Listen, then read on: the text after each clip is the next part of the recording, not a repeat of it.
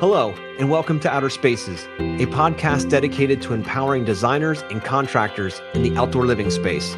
Through this show, we hope to create a powerful resource for you. Someone who is trying to grow their company, but might not have all the tools and processes to do so. On Outer Spaces, we are passionate about breaking the chains of small mindsets and helping contractors just like you take control of their businesses and their lives. My name is Joshua Gillow. And I'm Dwayne Drawn. Through our 40 years of combined dirt under the nails experience, we look forward to sharing tips, strategies, and other contractor success stories here on the Outer Spaces podcast. Without further ado, let's get on with the show. Hello and welcome back to the Outer Spaces podcast. This is your host, Joshua Gillow, alongside my trusty sidekick, Dwayne Drawn. How you doing, Dwayne?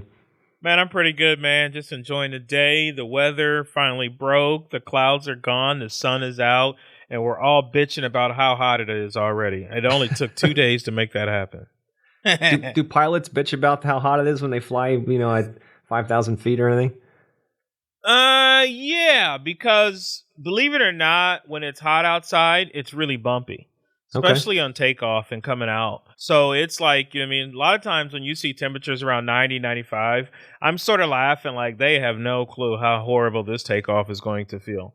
Especially when you're flying commercially. But, because hot air is thin, like hot air is real thin. The molecules are spread apart and cold air is thick. So when you have those hot days and you're transitioning to hot and cold, you're actually transitioning from hot and cold, hot and cold, hot and cold. So what does that sound like? Bumpy, bumpy, bumpy, bumpy, bumpy. So whenever you felt that turbulence coming in for landing, that's what's going on because hot air is real thin. So I did do some flying this weekend. Got up Saturday and Sunday. Really nice. Got some greasers, smooth landing. Got some nice sightseeing. It was a good weekend. So I got to fly. So I'm happy this week. That's awesome. That's awesome. So hopefully you've got some energy left here.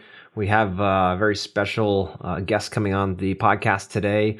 He's the CEO of Windy City Equipment Services, a restaurant equipment repair and HVAC company. From his beginning as a technician, he rose through the ranks to become CEO, helping to grow his company from just him and his dad to 50 plus employees.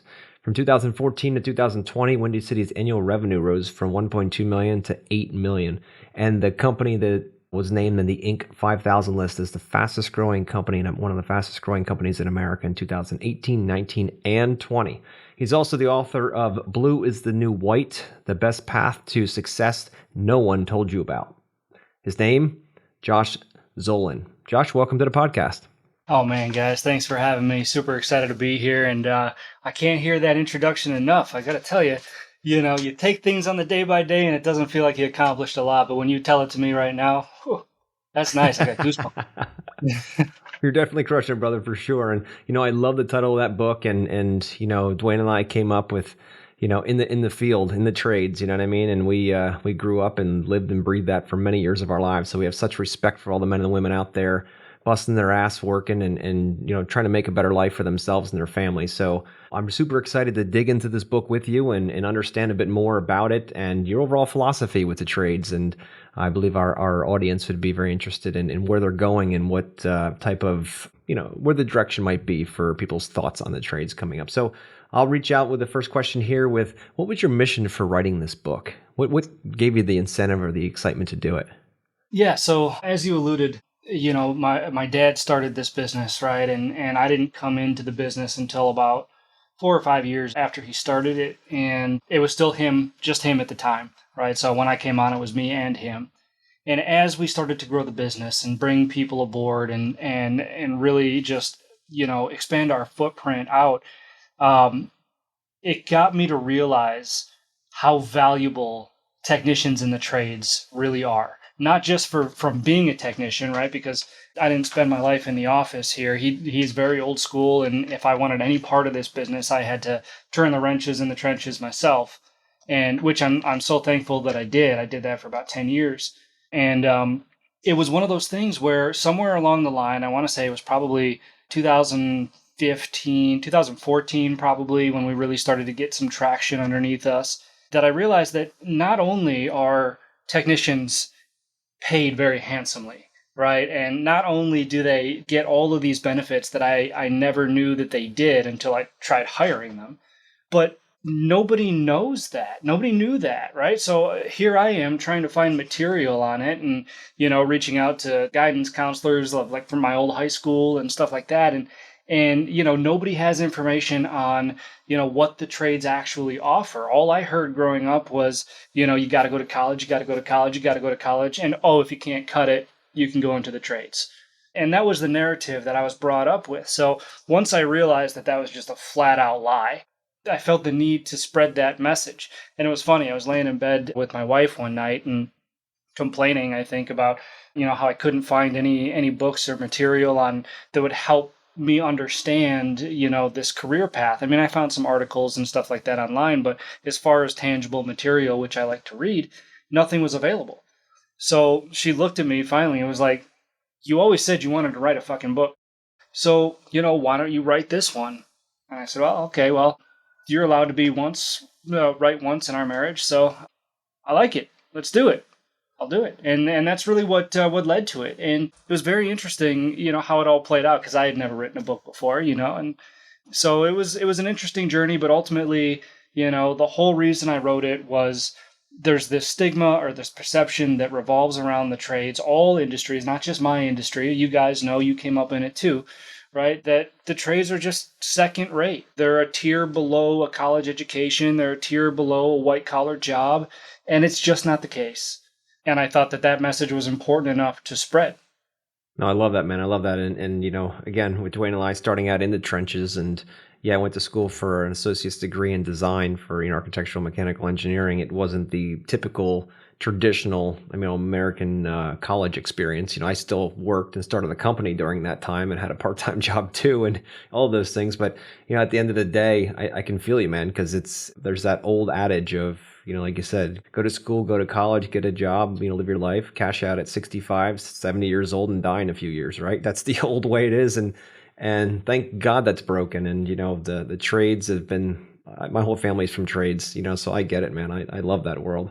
And I believe and you're if I could absolutely just spot on. interject something real quick, if you don't mind, I don't want anybody out there getting the wrong impression, right? I'm not against college per se. I'm for the right education for the right individual. So if somebody grows up knowing they want to be a doctor, a lawyer, an accountant, or whatever, I don't know what, 12-year-old kid wants to be an accountant, but, if that's the path they know they want to go, look, Yep. I got nothing against college. I'm a lifelong learner myself. It's just the ROI that's attached to college with the perception behind the trades that I have a problem with. Yeah, Josh, what did you want to become before you started working with your father? So this is an interesting story. I grew up in the stunt business, right? And as a stuntman, my grandfather was a pioneer in the stunt industry. He doubled for Charles Bronson, worked with Chuck Norris. He was one of the first ones to actually be considered a stuntman. So he started a school in California, which then my mom and all my uncles ran. And then my dad actually went through that stunt school. That's how he and my mom met. And so I grew up, that was the family business. I was a stuntman, and I was the cool kid in high school that would jump off buildings and roll cars before he got a driver's license. And I lit myself on fire for an English project once and only got a B. Figure that one out. But What'd you say? Shit? Yeah, it was like, I went up to the teachers. I was like, I lit myself on fire for this. And she was like, yeah, that's the problem. So anyway, that's what I grew up wanting to do. And so I actually moved out to California to pursue that line of work before I realized there's a difference between what you know best and what you're actually passionate about. Yep, absolutely, man. That Wow. you know best will only take you so far. Yeah. That's exactly it. Wow. No, that's cool, man. That's really cool. Stunt, It's man. Do you still do any stunts and stuff like that? Like, Nah. you're not jumping off of air conditioning units? But there has been talk about doing safety videos and utilizing my stunt experience in that aspect. It'll come back up to serve you well, right? Yeah, that's right.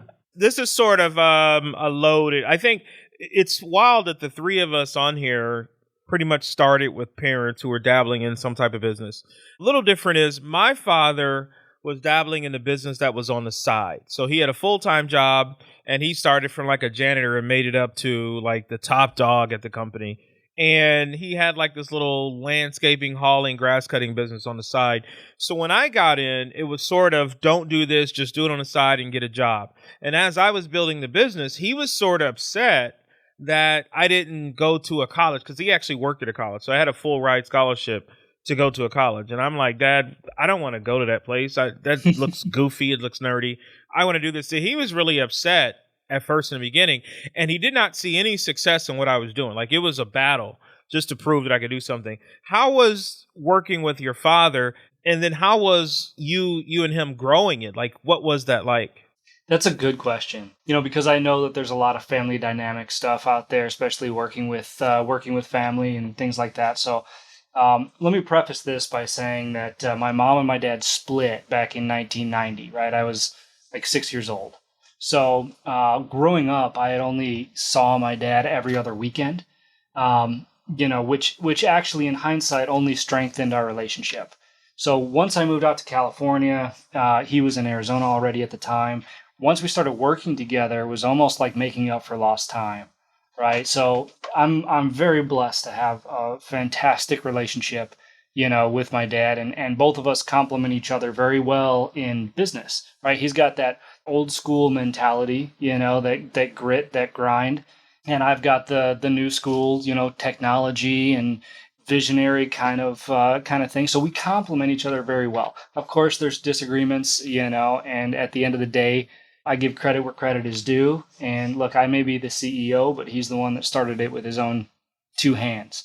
So if there's an agreement on something, usually I give him the upper hand on that. But it just works, And again, I know that that's rare, and I'm fortunate.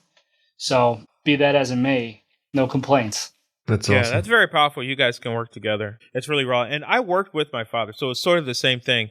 I just wanted, I would just follow him around. And so everything I did was watching him, and that's how I got in. It was going further in business. He didn't see that, and he wasn't bad with me about it, but he's just like, dude, don't go that route, because I don't know. It was like, I don't know what that route's like, and you could get hurt. You know what I mean? It's sort of how it was on that. So it's pretty dope you guys are able to pass off. How's the family dynamic? Are there any other brothers, sisters, things like that? I've got a couple half brothers and a half sister. Half brother and sister back in Wisconsin, where my mom still lives on a farm out there. And then I've got a half brother on my dad's side that lives here, but he's in real estate. He likes that aspect of things. I like the trade aspect of things. Okay. That's awesome. Nice. And the cool part about all of us here is, hearing your story and knowing Dwayne's story, and my story is very similar. And I grew up in a family business. It was a garden center nursery business. My father was meat manager at a local supermarket where he managed that department. And when we first started out, he kind of helped my mom on the side, and then eventually came full time on board. And then my brother and I and the family, we grew the business and had a great time. They're still running it today, 30 plus years later. So it was great to grow up in that dynamic. I learned, an insane work ethic. I learned, how to work through just about any weather, how to help people, how to sell, how to help people buy. And all of those things came from just years and years of helping out with the family business. There's, I know a lot of people listening have grown up in a similar model where they get into, business with family members, and sometimes it works and sometimes it doesn't, right? So it's good to see that some do work, and that, or at least they get you started in a way that get you in the right direction. It's really cool. That's right. Absolutely. Nothing replaces experience either. That's for sure. Yeah. So Josh, time in life does, buddy. Yeah. I tell you what. If you want some experience, just live. Shit, you will get experience. Yeah, that's for sure, man. Ready, fire, aim, baby. Yeah. So, what do you think happened to the trades, Josh? Why aren't they sexy anymore? Yeah. So there's a lot of answers to this question, and there's a very literal answer. I'll start with the literal answer, right? And that's that at one point in time, the trades and trades jobs and careers were so abundant that chances are, if you were employed, it was in the trades, right? And that's the industrial age and stuff like that. While moving a little forward through time, then another promise came onto the scene with college. Right. And so the promise was, hey, you don't have to get dirty. hey, you don't have to do this type of work. This work is hard. You don't have to do the hard. You can use your brain instead of your hands. And that narrative worked for a while. It worked really well, because parents naturally want what's best for their children. So they went to college, they sent their kids to college. And at one point in time, that was really great advice because a college degree meant exactly what the promise was, a good, high paying career that could offer you fulfillment and everything throughout your life. But then what happened? The supply of the tradespeople went way down. The supply of a college degree went way, way up, right? And suddenly the trades themselves became so scarce that it drove the wages way up. And then, of course, there's advancements in safety and processes, procedures, all of this stuff, cultures, right? Company cultures.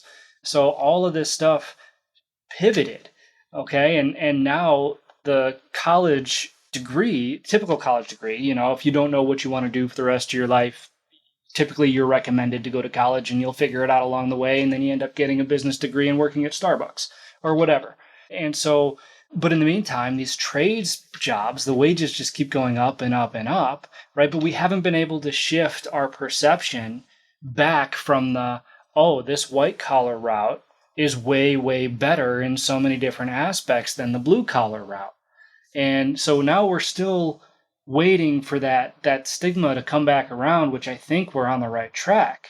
But I think that was the main driver of the perception of the trades, right? And then there was a bunch of little stuff like media portrayals and things like that. Think about Putty from Seinfeld, being upset that they called him a grease monkey, or whatever it was. And you've got the Mike Rowe posters that he's talked about before, work smart, not hard, and a guy, a mechanic on one side and a college graduate on the other. So all of these things compounded and really just ingrained this idea in our head that blue collar work is bad. Yeah. As you were saying that, it reminds me of just back in the day, I had this whole vivid picture. I was cutting grass on a property out in McDonald's. And as I was cutting grass, I had this girlfriend who actually, she was doing very well. She had a BMW. And I remember she came up to see me as I was cutting grass and I hopped off the lawnmower. Talked to her a little bit and gave her a kiss. She's in the BMW to hop back. And I actually had the problem. I felt like, man, I'm messing with this chick. She has a BMW. She has a nice house. Doing well in business. And I was actually doing pretty well in business, but I'm on these lawnmowers, cutting grass. And the level of what I was actually lowered at that moment. So I see what you're talking about. Do you think this has a lot to do with wages too? Yeah, at one point it did, right? Because the wages for a college degree typically were higher at one point than the wages in the blue collar world. But that dynamic has since shifted, which I think is what's generating a lot more of this intrigue that we're seeing as of late to the skilled trades. So yeah, I think wages have something to do with it. But you actually bring up a really good point, Dwayne, that self-fulfilling prophecy part of it. Right? Back in the 1960s, 1970s, there was a course called the Industrial Arts, right, in high school. And the Industrial Arts turned into shop class, essentially. But what the problem was that in these schools, in the school system, who went into industrial arts? The rebels, the rejects, if you will, the troublemakers, the people that other people assumed just weren't smart enough to make it anywhere else, right? So not only did that help ingrain that perception, but it helped ingrain that perception in people's own minds that were going that route because they thought they were there because they were stupid. Yeah. So our society has sort of been doing this we've been doing this to ourselves, is what you're saying. Yeah, oh, absolutely. Now, Josh, is it this way in all countries or most countries around the world, industrialized countries, or is this an American-only thing? Like, how do you see this playing out around the world? So as far as I can tell, and look, I don't claim to be worldly or anything like that. I do talk to a lot of people on my podcast from all over the world. And I think that there are some areas where the trades are still very highly regarded, even on the same plane as a college education. And there are some places that it's just not regarded as much, like in the States. Mm-hmm. So it's hit or miss, but I know that a lot of European countries, I believe, value the trades quite a bit. Germany, I believe, is one of them. You know, Turkey values the trades. I talked to somebody from Turkey a few months back. They value the trades, but they don't have the structure really in place to really back that initiative. So, you know, there's regard, but it does vary from country to country as far as I can tell. My wife's from Germany, and we travel there, pretty often. And what's really, really impressive to me is their, exactly that, how much that they value the trades. Trades are as valuable as a doctor or a lawyer. I mean, they are the Yes. same level because there's a lot of education that goes into trades. You can't just grab a magnetic sign, stick it on your truck, and turn out to be a landscaper or whatever. Like, you've got to go through and actually get a degree in it and some kind of a schooling, and there's an actual accreditation system there so that not just anybody can show up. There's a standard that's been created, right? So that's what gives it that more of a value to society. So that's something I think we lack here in the U.S. because I love the fact that it's freedom. You can just go and do stuff. Some people do amazing with it, and others suck royally. You know what I mean? And there's no standard to it. There's, thank goodness, That's electricians and plumbers, they all have to be at a certain standard and have their licenses and things like that. Thank goodness. But so many don't. And that's really what I think kills the image to trades, because anybody could stumble in drunk and become something. You know what I mean? It's some of these different things. And that's really where it becomes more, less valuable to people. Yeah, that's a really good point. And, that circles us back to the personal responsibility part of it, right? Which I'm a huge, huge stickler for personal responsibility. And, in the trades, you really have no choice. If you can't grasp that personal responsibility portion of it, then you have no business being in the trades. You just can't do it. Because you're working with your hands, you're building things, you're fixing things, people are depending on you in many different aspects. So if you're a finger pointer, as we say, you're not going to get very far, but that's also where the opportunity is, right? Because if it does get to a standard like in Germany, where there's accredited courses and things like that, that we're going to capitalize on that, just like the colleges capitalized on a college degree, which is fine. Look, I'm not against capitalism by any means. I own a business, and that's just who I am. But the opportunity still exists right now. Trade school's a fraction of the price. As you alluded to, apprenticeships are free. You're actually getting paid to learn, but if you're that guy who stumbles in off the street just thinking you're going to earn a big paycheck in this super awesome field, you've got another thing coming. It's still a lot of work. There's still a lot of training that goes into it. And there's still a lot of knowledge that you need to have in order to be successful. One of the family members in my wife's family, she was dating a guy and he was a painter. So house painting, whatever, painting in general, right? And we had a deep conversation about what it took to be a painter in Germany. And I assumed, like, here, you just grab a truck, throw a can of paint in the back and a paintbrush, you're a painter. It's really simple. You file for, the acknowledgement with the state and get your numbers and the federal, the IRS and all that, and you're good to go. But for him, he's like, you have no idea. Like, we're sitting in this very nice restaurant and we're looking around and he's explained to me how, because it was done well, like exactly how it was done and how the brush strokes and the type of brushes they use and the different materials they use and how many layers and with different angles, like all kinds of stuff that I can't even see. It's like its own language. He said, but this is stuff that we have to learn before we can even pick up a paintbrush. And I'm like, dude, I'm 42 years old and I've never heard half the shit you just said. And I've painted things before. He's like, it's a whole different animal. And that's where I think it's lacking here. Not that I'm gonna, guys listening here, I'm not like saying, look, everybody has to go out and take this insane test, but it's a matter of if everybody in all of our industries, all the tradespeople would come to a certain standard within their industry, all of us would have higher respect amongst our clients. All of us would have higher pay. All of us would have a higher standing in society. So we all win this way, all by just standardizing what we should be offering and the expectations our clients will be getting from what we're doing. So that's really the cool part about all of this stuff. So yeah. Yeah. No, absolutely. Sure. Yeah, tons of opportunities. So all right, so let's play devil's advocate here, right? All right, I'm 20 years old. I'm trying to figure out what the hell I want to do with my life. I'm trying some stuff here and there, making some money. I figured, I see people that are out there, knocking off six figures being a YouTuber. Why the hell would I want to get my hands dirty? Like, what would be in it for me to sweat and get my hands dirty and do what those guys do? Why wouldn't I just play with the YouTube side? What's in it for me? Tell me, Josh. Why would I do it? Yeah, no, I love that question. I love that scenario because it's real life. Yep. right? I mean, that's what kids look at, a YouTuber or Instagram sensation or, whatever it may be. And yeah, that's where the trades have a marketing problem, right? And because typically the trades are just not sexy. And that's what we're working to change. But to answer your question a little bit more bluntly, it's looking past that veil, right? The things that the trades will allow you to accomplish from an experience standpoint. I mean, I talk about travel a lot in the trades. I have to send my technicians all over the country for training, for jobs. Here's a good example, right? There's a place in Arizona here inside the Grand Canyon called Phantom Ranch. I don't know if you've ever heard of it, Haven't. but they just recently switched to a lottery system. But before they switched to a lottery system, you had to book like 4 years in advance because this place is just so highly coveted, right? The only way to get down there is by mule or by helicopter. And we had a call at Phantom Ranch to fix one of their griddles because we're the authorized service agent for that griddle.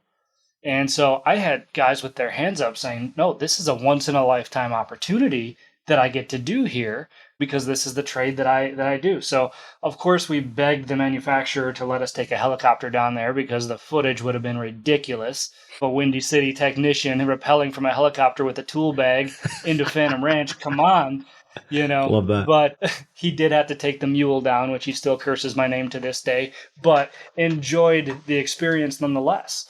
And I've got a ton more stories like that too. So travel is a big one. Experience is a big one. You don't know where the trades can take you. And that's number one. Number two, the pride factor, right? How many times have you been driving down the street and saying, hey, I did that yard, or hey, look, I put in that plumbing, or hey, see that office building over there? I did all those windows, on the second floor. You see those? That's the stuff that tradespeople are proud of, right? I mean, I know that we all know that. And so that's another aspect of it, being able to be proud of something that you do because you can step back and actually see it. You actually know that you created something or you breathed life into something.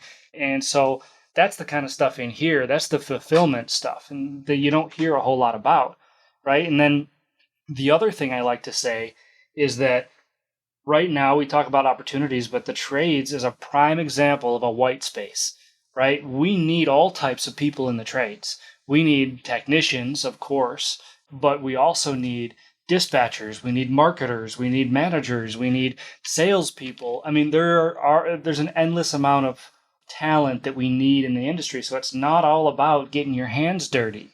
And we need that new way of thinking because typically the trades are comprised of the older generation. And, so much so is they're retiring at a rate of 5-1 compared to people coming into the trades. So, but those people coming into the trades have that next generation mindset, have the technology behind them.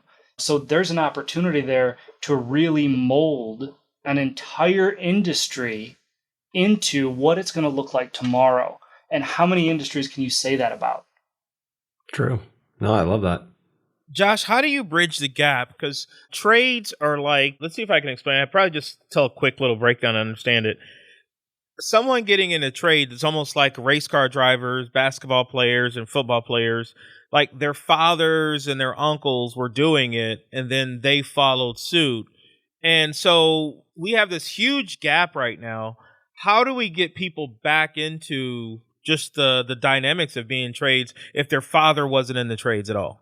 Yeah, that's a good question. And that's a collective responsibility. And I think it starts with the companies and the trades themselves, right? You have to appeal to who you want to appeal to. And, that's really important because nobody's going to want to, if they don't have family in the trades, like you said, nobody's even going to want to look into it, right? So these companies first have to be appealing. That means they have to have a company culture. It means that they have to have specific values. It means that they have to use the newest technology if they want any shot at attracting the next generation, right? But then you go into the school system and this stuff doesn't have, we don't have to start off by saying, the trades are the best thing that could ever happen to you. We just have to let people know that they exist and let people know what opportunities are there within them. I saw, I don't know if you guys know who Jamie McMillan is with Kick-Ass Careers, but she's out of Canada. And she actually made a coloring book for kids, right? And we're talking about 7, 8, 9, 10-year-old kids. And it's called All the Kids on Builder Street. And all it is introducing them to, hey, you see that building over there? Somebody actually had to make that. Oh, you see that doctor? That doctor can't practice if that building doesn't exist, if that hospital doesn't exist. Oh, you see that race car driver over there? He's got nothing to race if the mechanic doesn't fix the car. So we got to look past face value, and we have to start at a young age. Obviously, this is all long-term thinking. I can't help but look 30 years into the future. It's just part of who I am. But I think that's where we'll start to see an influx of people who don't already have ties to the trades. I love that. And I honestly agree. I believe that it's going to be a big awakening coming soon. With so many people out there wanting to, to create and to build and to kind of leave their thumbprint on this world. There's a lot more mission-driven people out there, and I believe the trades are a perfect opportunity for people. I mean, most of our specialists coming in to do our projects, we do, a lot of outdoor living projects, building cool spaces outside, some of the coolest, even more cool than inside the house, right? But most of our people are coming in, they're Amish or Mennonite, right? So we talk about, a trade and a skill that is passed generation to generation. It is incredible how focused they are and how much they love what they do. It's not what they do, it's who they are. If we could just extrapolate that into the regular society, right? Take it out of the area where it is and just make it more cool all the way through. Because when they talk to each other, they're all very proud of what they do, and they are freaking rock stars at it, right? Because they are super uber focused on being the very best in their niche, whatever it might be. And they become the craftsmen of the area. Everybody knows how amazing they are at what they do.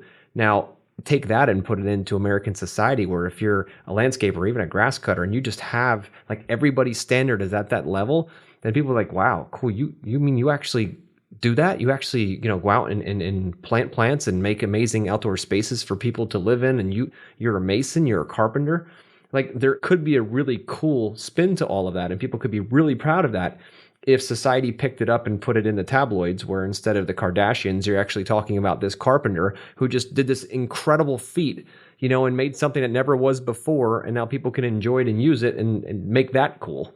You know what I mean? So it's really a matter of what becomes part of that mainstream media machine. I think that's really where it starts, is to just start. And even through all the sitcoms and crap people watch on TV, if they brought it back, instead of it being people laying around, just being stupid people on what's mostly on TV, right? Instead of it just being that and sitcom crap, they'd actually have families working hard together to build stuff. You see some of that stuff on some of the shows where it's either they're out on a ranch in Montana and the families are all together working. I'm thinking of Yellowstone. It's kind of a crazy extreme example, but it's like a family working together, kind of doing something. They're in the trades. They're still physically working and sweating and all those kinds of things. So to bring that back to mainstream is cool and get rid of the people who are just laying around bitching about life. That would be a big step up, but I don't know whether that'll ever happen. We can always hope, right? Yeah, and that's hard, right? Because it's just you're absolutely right. We're up against mainstream media, and I don't know how many of those battles you can win. It won't stop us from trying, of course, but you make a really good point. Oh man, and I get frustrated all the time seeing this shit. I just. Yep. I get myself into trouble because of the things that I say, so I'm trying to be super conscious right now. Don't be conscious. Let her fly, baby. If they don't like it, they'll shut it off. Yeah, and Josh, here's the other thing too, this is really, I think a really strong question, is that when you're looking at the trades, you mostly see the owner of the company of the trade as the one making the money and employees or not. How do we look at that perception of it? That's hard. I think that's hard because that's in any business, I think, especially the trades, obviously, because a lot of people just don't know what the technicians make, what the employees make. And there's really, how do you present that to somebody without disclosing things you shouldn't disclose, or without, you know what I'm trying to say. But it's very difficult, and I wish we could get people to understand. Like, I've got several people on my staff pulling 6 figures, and people don't see that. They see, that guy's probably making 16, 17 bucks an hour. Like, I wish.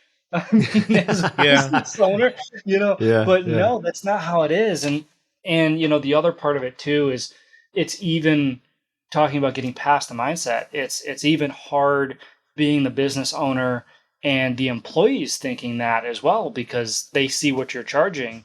And nothing against them. I have the utmost respect for what they do on a daily basis, and I show that on a daily basis. But there's a reason why I have my executive staff doing they're doing and the technicians doing what they're doing.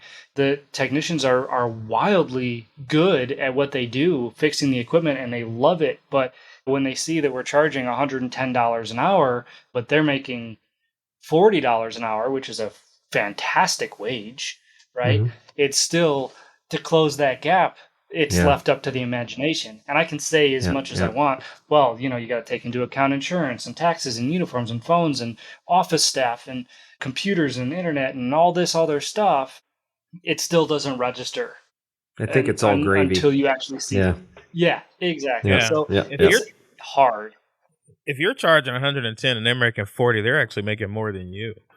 That's right. Thank you. Can you come in and talk to my team? Another one, just from what you're saying, I can really tell just your energy that you have a lot of feeling towards your staff and your employees. What are you saying and what are you doing to maintain that type of synergy in the company, that culture? Man, you ask all the good questions, man. I love that. No, that's a really good question, and because that is probably the most difficult part of my job, right? I want to say we have 55 employees now, something like that. And it really is, you're dealing with all these different people, all these different personalities, and trying to get everybody to row in the same direction. And that's hard. That's difficult. I think the biggest thing, number one, is having the vision, right? Is being able to say, in 10 years, the company is going to be here, right? That's the first step. The second step is getting your leadership team on board, right? Because everything's going to cascade from that leadership team.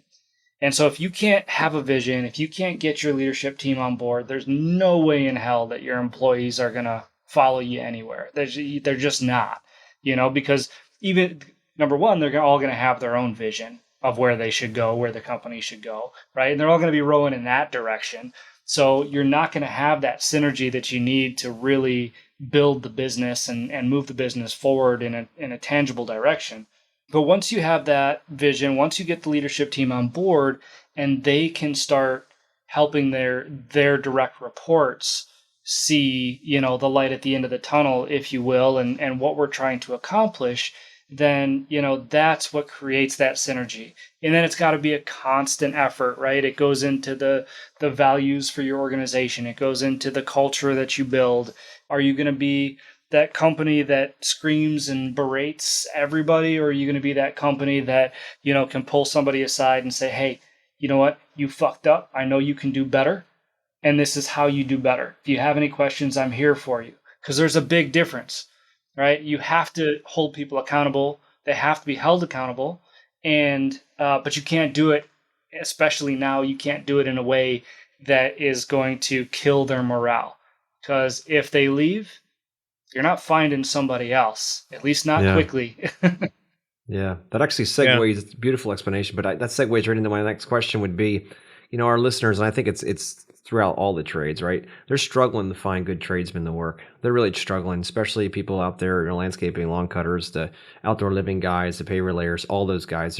It's a sweaty, tough job. So, really, is there any advice you could share with them to help them attract and retain, A players in their business, especially if they're starting out? Would be a good question for them, is because they don't really have the confidence of 20 years of, tons of workforce. But how would you say, A, to get started, and B, how do we hold on to those guys and find them? Yeah, I think that's the question that everybody is asking right now.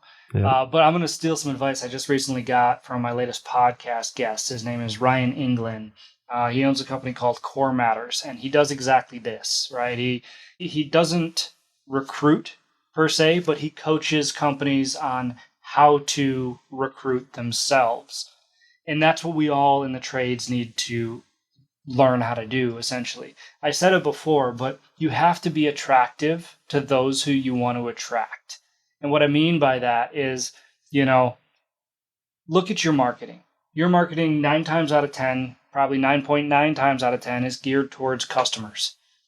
That's really what the marketing department does most of the time. And you're putting out all this stuff. We do great quality work, and we can beat anybody's price, and we can do all of this stuff. But what are you doing to actually portray that same message, but to people you want to hire, not people you want to service? And so that's a jumping off point, right? Being able to capture that into a brand and then carry that brand through the employment process. Because the number one, and I'm sure you guys know this, and probably a lot of your listeners too, but the number one way to get A players in your team is to have somebody already on your team recruit somebody that they know, somebody that they've run into, somebody that, is connected to them in one way, shape, or form. And I mean, that's of 55 people on my staff, I think 2 maybe are here from Indeed, and the rest are referrals from everybody else in the company. Like, hey, this is a great place to work. Why don't you come here? And they're hard on you, but they're hard on you because we want to be the best, and we are the best, and we're going to continue to be the best. But when you hear that from somebody within your organization, that's going to cause a lot of people to jump. And, additionally, I think it's something like 75% of job seekers are passive, right? Which means they're not actively looking for jobs. They're in a job right now that maybe they're currently unhappy with, or they just don't feel they belong there, or there's any growth there, whatever it may be, but they stay, right? They stay because number one, they're getting paid. And number two, switching careers or switching jobs is up there, with a major life event like buying a house or having a loved one pass away. These major life events. And so they're not going to jump and they're not going to put their resume out, right? And chances are, if somebody's looking for a job, can't speak for everyone, but most of the time there's a fucking reason, right? And that's what I've found personally in my business. So yeah, there's a lot of different areas that you can try to explore, but I'd say make sure you're marketing to technicians, or potential employees, not just customers, and turning every person on your team into a recruiter. How important is mission in attracting people when your company has a clear mission on what it's trying to achieve? Maybe it's numbers, maybe it's just your impact on the world. Like, how important is that to get people rallied up and in on the ship and kind of rolling forward and locked in? It's important. I think that I would put that in the same classification as vision, and having something that we're all working towards accomplishing, right, is kind of how I view that mission. And I think it really is the starting point for everything else. That and the values, right? If you don't have that mission clear and defined, then nobody knows why they're there in the first place, aside from getting a paycheck. But if everybody on your team is just there for a paycheck, then what's to stop them from going to get another paycheck for 50 cents an hour more somewhere else? It's got to be clear. And especially in a leadership position, it's your job to make it clear. The company, and I'm speaking to the owners out there right now, but the company is a reflection of you. If you know where you want to go, you know where you want your company to go. All right? Just clean it up a little bit, put it in a nice little package, and put it out for everybody to see. Because it doesn't matter. I think Simon Sinek said this, right? It doesn't matter what the why is, so long as there is one. And I see that kind of in the same box as a mission or a vision. Yeah, I love that, man. I love it. And it's incredible how that stirs the excitement within the team when you all have the same mission in mind and the same overall character and things like that within the organization. Because then you can move mountains, no problem at all, because you're all rowing in the same direction, and to your point of having, the business is no more than a reflection of the owner's mindset, right? If he's got fears or she's got fears, then the business has those same fears. If they have strengths and confidences, it's the same thing there. So if you want a business to grow, you owners out there, if you want to grow your business, you've got to grow your mind. You've got to change your mindset. You've got to adjust it and have it grow. Because if you don't, you're going to get stuck. Just what it is. There's no way around that, man. If you have some kind of a workaround, let me know. But I haven't met anybody, and all the people I've met in my life that have a workaround, man. It's all the internal hard work. You got to do the reps in order to grow and become the person you need to be in order to get to the level you need to go, right? It's all about that journey. Back to that personal responsibility, right? Exactly. Don't keep pointing fingers at your employees unless you're ready to point the finger at yourself. That's exactly it. Yeah, because if they have a problem, it's because you haven't taught them well enough. If you take that responsibility on, then there's nothing stopping you, and you give up that responsibility or give up that power to them and say, well, they're idiots. They just did it wrong. No, your systems aren't good enough. Your training isn't good enough, and you better get your ass out there. And if they're just people that won't line up and do what you've taught them 3, 4, 5 times, then they need to go somewhere else or find another position within your organization. That maybe they're better, communicating a different way. Maybe it's not through a trade. Maybe it's through something in the office or whatever it might be. It doesn't matter. But the main thing is to find, each person find their niche where they want to be. Because I believe as an organization, when everybody's rowing in the same direction, again, you can accomplish anything. But when it comes down to finding people who have the same mission in mind, like they say, for instance, they want to serve, they love to serve and create things, right? Solve problems. When you have a ton of problem solvers on your team, it's impossible to stop you because there's always a group working toward helping you solve problems, right? And if you want to be creative and you've got a creative group that you're working with, my goodness, your entire team just explodes because you have all this creativity built in. But if it's one person's job to be creative and the other person's job to answer the phone, and there's no cross-pollination there, as a team, we get down every once a week, we sit down for a couple of hours and we talk about all our projects that are going on, all of us, regardless of where you are in the business, right? And we talk about different design ideas. We throw them back and forth. And it's not just the designer that's bringing it to the table.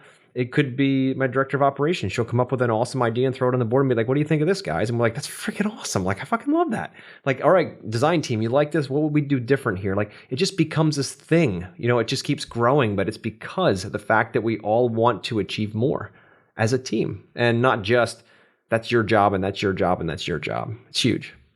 There's a lot of truth in that. Actually, just the other day, one of my dispatchers brought me a schedule, a new way of doing the schedule. And we're thinking about switching up the entire company based on this, and we could realize hundreds of $1,000s of savings and a gigantic boost in morale.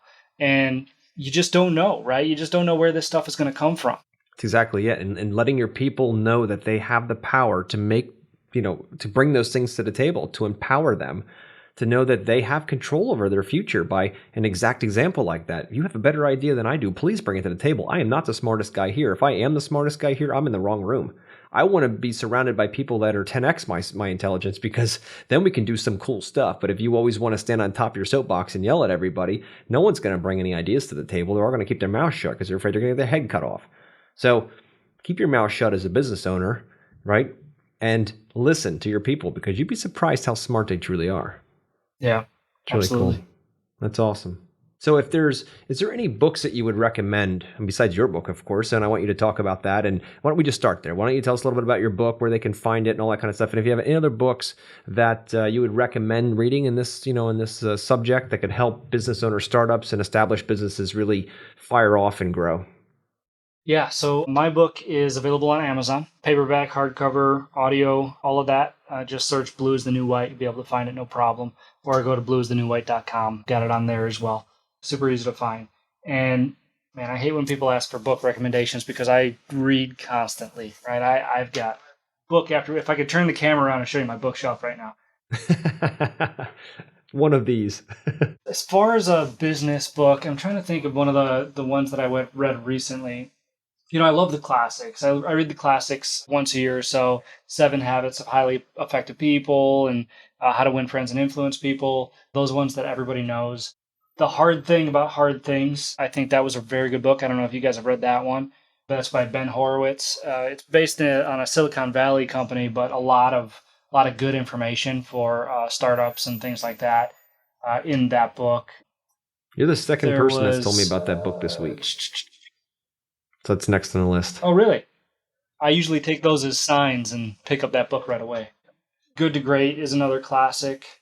I'm a big guy for asking questions, right? I'm always trying to hone my question asking ability because I really think that that's the key not only to learning but also to leadership. So there's a book out there called The Book of Beautiful Questions that was good too. And then you mentioned listening. There's a book called Just Listen. That one was just okay. I'm not going to say that it was my favorite or anything, but it was good. There's some good information in that one as well.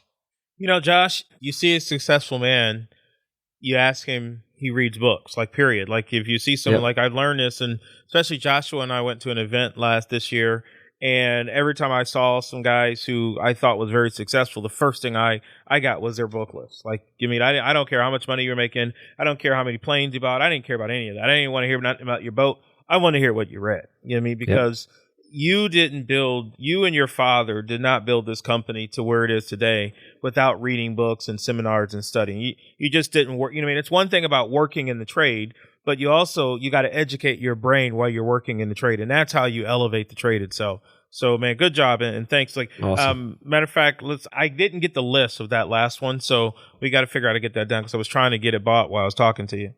I'll shoot you guys a list. Okay, that'd be awesome. I'll shoot you guys a list of some cool books. No, I appreciate that, and we will share them with our listeners for sure. So, anything else you want to say, or any other little gold nuggets you want to bestow on our listeners here before we wrap up, Josh? Oh man, I don't know about gold nuggets. I just I appreciate you guys having me on the show. I appreciate everybody, lending me their time and lending all of us their time and letting us bend their ear a little bit, and just keep pushing the trades. If you're in the trades, make sure that when you talk about the trades, you do it justice, right? You talk about the things that you're proud of. You talk about, what you've accomplished. You talk about what opportunities are available and where you can take it, and especially when you're talking to the next generation. It starts with us. Everything starts with us. Personal responsibility. Yep, I think Gandhi said it best when he said, be the change you want to see in the world. So if you want trades to be the focus, we just have to emulate that. And as you're doing, man, speaking the good word. So I appreciate you, Josh, and everything. And guys, the book is The Blue is the New White, available on Amazon. Grab a copy. And I know you'll be excited about what he's got in there. He's an awesome guy. And all right, Josh, I appreciate you being on the show here. And good luck with everything, man. Just keep crushing it. Likewise, Joshua, Dwayne, thank you very much. All right, hey, thanks for being on the show too.